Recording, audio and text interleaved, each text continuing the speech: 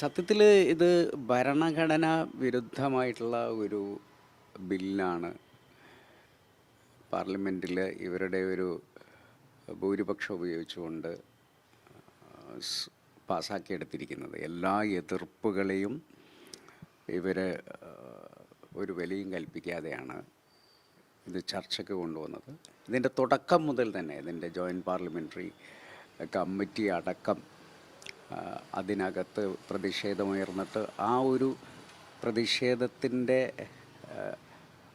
യാതൊന്നും പ്രതിഫലിക്കുന്ന രീതിയിലല്ല ബില്ല് വന്നിട്ടുള്ളത്.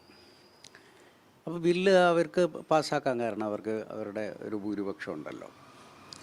പക്ഷേ ഭരണഘടനാ വിരുദ്ധമായിട്ടുള്ള ഒരു ബില്ല് പാർലമെൻറ്റിന് പാസ്സാക്കാൻ പറ്റുമോ ഇല്ലയോ എന്നുള്ളൊരു ചോദ്യമുണ്ട്. അമിത്ഷാ പറഞ്ഞിരിക്കുന്നത് പാർലമെൻറ്റ് പാസ്സാക്കിയിട്ടുള്ള ഒരു ബില്ല് ഏതെങ്കിലും ഒരു വിഭാഗം എതിർത്തതിൻ്റെ പേരിൽ നടപ്പിലാക്കാതിരിക്കാൻ പറ്റില്ല, അത് എന്ത് വില കൊടുത്തും നടപ്പിലാക്കും, പാർലമെൻറ്റാണ് പാസ്സാക്കിയിരിക്കുന്നത്. പക്ഷെ പാർലമെൻറ്റിന് ഭരണഘടനാ വിരുദ്ധമായിട്ടുള്ള ബില്ലുകൾ പാസ്സാക്കാനുള്ള അവകാശമുണ്ടോ? അങ്ങനെയുള്ള എത്ര ബില്ലുകൾ പിന്നീട് കോടതികൾ ചോദ്യം ചെയ്ത് അതിനെ നള്ളിഫൈ ചെയ്തിട്ടുണ്ട് എന്ന് നമുക്കറിയാം. അതുകൊണ്ട് തന്നെ ഇത് തീർച്ചയായും കോടതിയിൽ ചോദ്യം ചെയ്യപ്പെടും. ഇതുമായി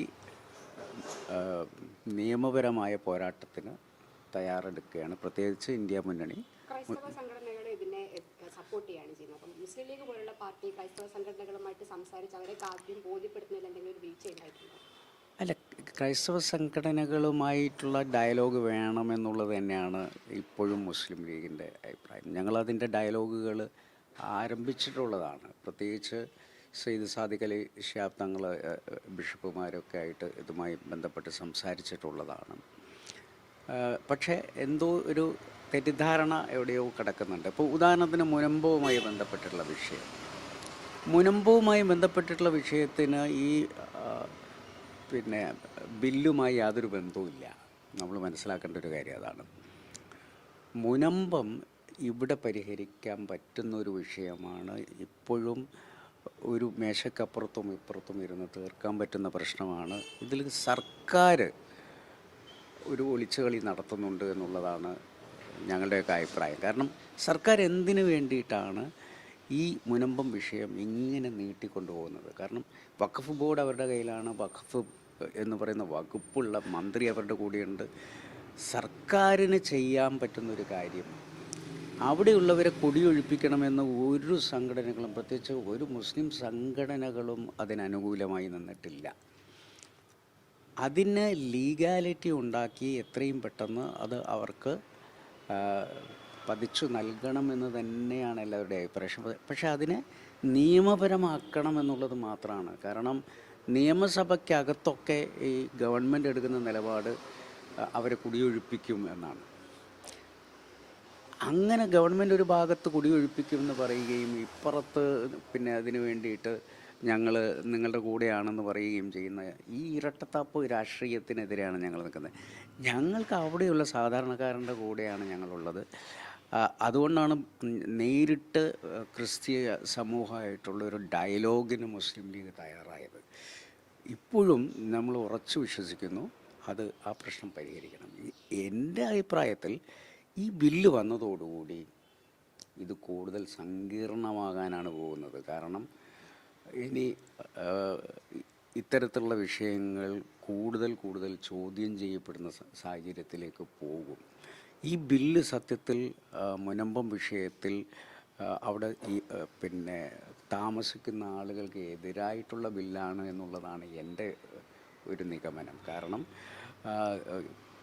ഇതുമായി ബന്ധപ്പെട്ട രേഖകൾ, ഇതുമായി ബന്ധപ്പെട്ടുള്ള മറ്റു കാര്യങ്ങളൊക്കെ ഹാജരാക്കി കഴിഞ്ഞാൽ അത് കൂടുതൽ നിയമക്കുരുക്കിലേക്ക് പോകാനാണ് സാധ്യത. അപ്പോൾ നിയമപരമായിട്ടല്ല, ഇത് ഔട്ട് ഓഫ് കോർട്ടിൽ രണ്ട് കമ്മ്യൂണിറ്റി ഇരുന്നു കൊണ്ട് തീരുമാനിച്ചാൽ പ്രശ്നപരിഹാരം ഉണ്ടാക്കാം. രണ്ട് കമ്മ്യൂണിറ്റിക്ക് ഇടയിൽ ഉള്ള ഈ വിശ്വാസമില്ലായ്മ ഇല്ലാതെയാക്കാം. എല്ലാവർക്കും ഒരുമിച്ച് നിൽക്കാൻ പറ്റുന്ന സാഹചര്യം ഉണ്ടാക്കാം. അവിടെയുള്ള ആളുകൾക്ക് യാതൊരു പ്രശ്നവുമില്ലാതെ കാലാകാലം അവിടെ ജീവിക്കാനുള്ള അവസരം ഉണ്ടാവും. ലീഗ് ഇപ്പോൾ ഇതിൽ നിയമ നടപടിയുമായിട്ട് മുന്നോട്ട് പോകാൻ തീരുമാനിക്കുകയാണ്. ഇനി ക്രൈസ്തവ സംഘടനകളുമായി ഒരു ചർച്ചയ്ക്കും അവരെ കാര്യങ്ങൾ പറഞ്ഞ് ബോധ്യപ്പെടുത്തി നിങ്ങൾക്കൊപ്പം ചേർക്കാനുള്ള സാഹചര്യം ഉണ്ടോ, സാധ്യതയുണ്ടോ? അല്ല, നിയമപരം എന്ന് പറയുന്നത് നമ്മൾ ഇത് ഒരു പിന്നെ ദൈവവിശ്വാസവുമായി ബന്ധപ്പെട്ടിട്ടുള്ളൊരു വിഷയമെന്നുള്ള നിലക്കാണ് നമ്മൾ ആ നിയമപരമായ പോരാട്ടത്തിൽ പോകും എന്ന് ഇ.ടി. മുഹമ്മദ് ബഷീർ പറഞ്ഞിട്ടുള്ളത്. അത് ദൈവഹിതത്തിനെതിരെയുള്ള ഒരു നിയമമായി വന്നു എന്നുള്ളത് കൊണ്ടാണ്. അത് നമുക്ക് ക്രിസ്തീയ സമൂഹത്തെ ബോധ്യപ്പെടുത്താം. കാരണം അവരുടെ ഒരു പ്രശ്നത്തിലും പിന്നെ ഈ വഖഫ് നിയമം ഒരു പ്രശ്നമേ ആകാൻ പോകുന്നില്ല, എവിടെയും ഇല്ലല്ലോ.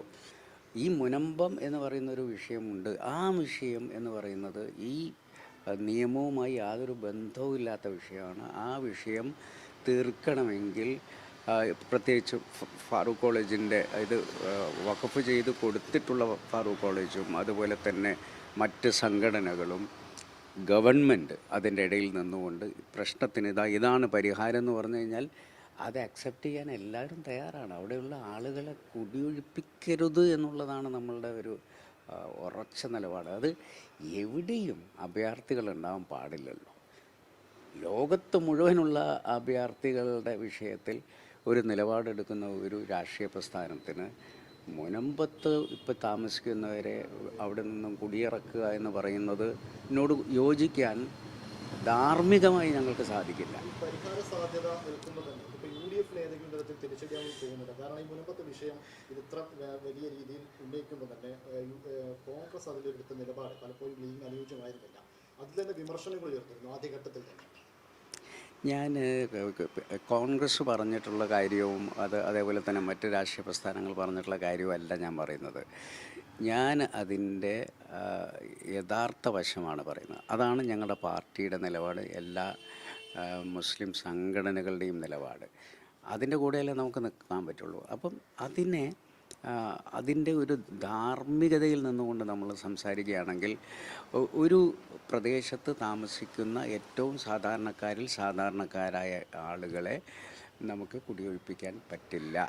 അതുകൊണ്ടാണ് അവിടെ നേരിട്ട് സാദിഖ് അലി ശിഹാബ് തങ്ങളുടെ നേതൃത്വത്തിൽ ചെന്ന് സംസാരിച്ച് ആ പ്രശ്നം പരിഹരിക്കാൻ നിങ്ങളുടെ കൂടെയുണ്ട് എന്ന് പറയുന്ന ഒരു ഐക്യദാർഢ്യം. അത് ഒരു വെറും വാക്കല്ലല്ലോ.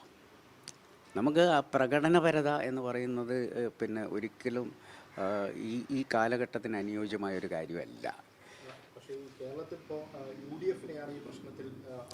UDF ഇപ്പം ഞങ്ങളെടുത്തിട്ടുള്ള നിലപാടിൻ്റെ കൂടെ UDF നിൽക്കും. UDF എടുത്തിട്ടുള്ള നിലപാടും ഇത് തന്നെയാണ്. അതായത് ഗവൺമെൻറ്റാണ് പ്രശ്നം പരിഹരിക്കേണ്ടത് എന്നുള്ളതാണ്. ഇപ്പം ഞാൻ പറയട്ടെ, ഈ BJPക്ക് എന്താണ് ഇതിൻ്റെ താല്പര്യം നമ്മൾ ആദ്യം മനസ്സിലാക്കണം. BJP എല്ലാ വിഷയത്തിലും ഹിന്ദു മുസ്ലിം ക്രിസ്ത്യൻ വിഭാഗങ്ങളുടെ പോളറൈസേഷനാണ് ആഗ്രഹിക്കുന്നത്. ഇപ്പോൾ അവരാഗ്രഹിക്കുന്നത് മുസ്ലിം ക്രിസ്ത്യൻ പോളറൈസേഷൻ ഉണ്ടാക്കാൻ പറ്റുമെന്നുള്ളതാണ്. എനിക്ക് തോന്നുന്നില്ല കേരളത്തിൽ അതിനടിമപ്പെടും എന്നുള്ള ഒരു വിശ്വാസം എനിക്കില്ല. കാരണം ഇപ്പം തന്നെ എംബ്രാനുമായി ബന്ധപ്പെട്ടുള്ള വിഷയം വന്നപ്പം ഓർഗനൈസറിൽ പറയുന്നത് ആ സിനിമ ക്രിസ്ത്യൻ കമ്മ്യൂണിറ്റിക്ക് എതിരാണ്. അതായത് മുസ്ലിം ക്രിസ്ത്യൻ സ്പർദ്ധ ഉണ്ടാക്കാൻ പറ്റുമോ എന്നുള്ളതാണ്.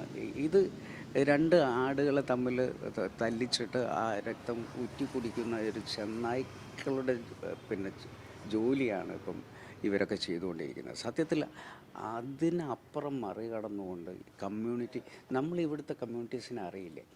ഇവിടുത്തെ നവോത്ഥാനത്തിൽ വലിയ പങ്കുവച്ചിട്ടുള്ള ക്രിസ്ത്യൻ മിഷനറീസ്, അതുപോലെ തന്നെ മുസ്ലിം പിന്നെ സാമൂഹ്യ സാംസ്കാരിക സംഘടനകൾ, NSS, SNDP, ഇവരെല്ലാം കൂടിയാണ് ഇവിടുത്തെ ഒരു എഡ്യൂക്കേഷൻ സിസ്റ്റത്തിൻ്റെ അടിത്തറ ഭാഗമായിട്ടുള്ളത്. അവരന്ന് ഒന്നിച്ച് നിന്നതാണ്. വിമോചന സമര കാലഘട്ടത്തിലൊക്കെ എല്ലാ ഈ കമ്മ്യൂണിറ്റീസ് തോളോട് തോളൂരുമി നിന്നുകൊണ്ട് പോരാടിയിട്ടുള്ളവരാണ്. അങ്ങനെയുള്ള ഒരു കമ്മ്യൂണിറ്റികൾ പല കാരണങ്ങളാലും ഭിന്നമായി പോയിരിക്കുകയാണ്. പ്രത്യേകിച്ച് സോഷ്യൽ മീഡിയ എന്ന് പറയുന്നതിൽ പിന്നെ അതിരുവിട്ടിട്ടുള്ള പലതരത്തിലുള്ള പിന്നെ ചർച്ചകളും ഇത് കൂടുതൽ അകലാൻ വേണ്ടിയിട്ട് സഹായിച്ചിട്ടുണ്ട്. പക്ഷേ കമ്മ്യൂണിറ്റി ലീഡേഴ്സ് ആണ് സത്യത്തിൽ ഒരുമിച്ചിരുന്നുകൊണ്ട് ആ കമ്മ്യൂണിറ്റിയെ ശാന്തമാക്കേണ്ടത്. പക്ഷേ BJP ക്രൈസ്തവരെ ഇങ്ങനെ ഫോക്കസ് ചെയ്യുമ്പോഴേ കോൺഗ്രസിൽ അതിൽ മറ്റൊരു നിലപാടെടുക്കാൻ സാധിക്കില്ല. കാരണം കോൺഗ്രസിന് അവരെ ഫേവർ ചെയ്ത് നിൽക്കേണ്ട ഒരു ആവശ്യമാണ്. അങ്ങനെയൊന്നും ലീഗിനും ഇത് കോൺഗ്രസ്സിന് ക്രിസ്ത്യൻ കമ്മ്യൂണിറ്റിയെ ഇപ്പോൾ BJP വന്നിട്ടാണോ കോൺഗ്രസും ക്രിസ്ത്യൻ കമ്മ്യൂണിറ്റിയും തമ്മിലുള്ള പിന്നെ ബന്ധം ഉണ്ടായിട്ടുള്ളത്? ഏത് കാലഘട്ടത്തിൽ തുടങ്ങിയിട്ടുള്ളതാണ് പിന്നെ കോൺഗ്രസ് ക്രിസ്തീയ സമൂഹവും മുസ്ലിം സമൂഹവും മറ്റ് ഇതര വിഭാഗങ്ങളുമായിട്ടുള്ള ബന്ധം കോൺഗ്രസ് ഏത് കാലഘട്ടത്തിൽ തുടങ്ങിയിട്ടുള്ളതാണ്? അത് BJP പേടിച്ചിട്ട് പിന്നെ നിലപാടുകൾ എടുക്കേണ്ട ഒരു അവസ്ഥയിലേക്ക് കോൺഗ്രസ് എത്തിയിട്ടുണ്ടോ? ഇല്ല, എനിക്ക് തോന്നുന്നില്ല.